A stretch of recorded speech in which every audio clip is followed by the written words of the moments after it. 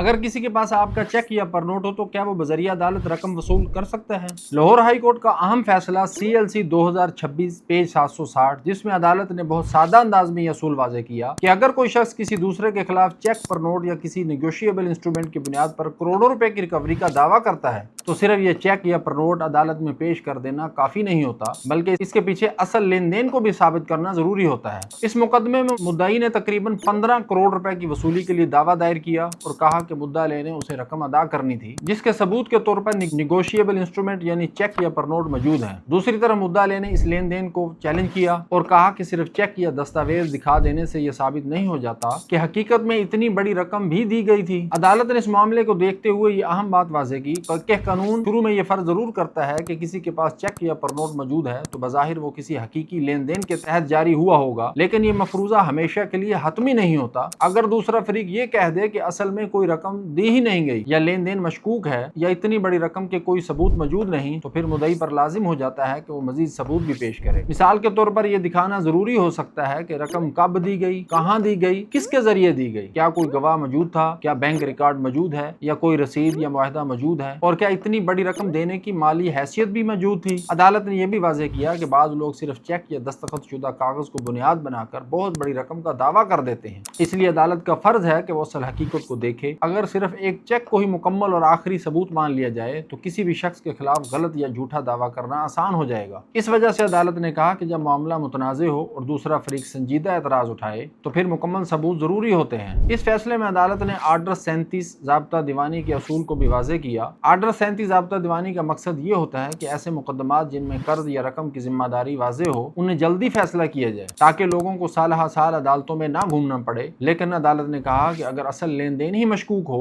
या रकम की अदायगी साबित ना हो रही हो तो फिर मामला सादा नहीं रहता बल्कि तफसीली ट्रायल की जरूरत पड़ती है। ऐसी सूरत में अदालत ने सिर्फ कागज देखकर फौरी डिग्री जारी नहीं कर सकती। सादा अल्फाज में इस केस का बुनियादी असूल ये है कि चेक या परनोट अहम सबूत जरूर हैं, लेकिन सिर्फ इन्हीं की बुनियाद पर करोड़ों रुपए की डिग्री हासिल नहीं की जा सकती जब तक असल रकम की अदायगी और हकीकी लेन देन को साबित न किया जाए। अदालत हमेशा ये देखती है कि मामला हकीकत पर मबनी है या सिर्फ कागजी दावा किया जा रहा है। यही वजह है कि इस फैसले को निगोशिएबल इंस्ट्रूमेंट और रिकवरी मुकदमात में एक अहम रहनुमाई समझा जाता है।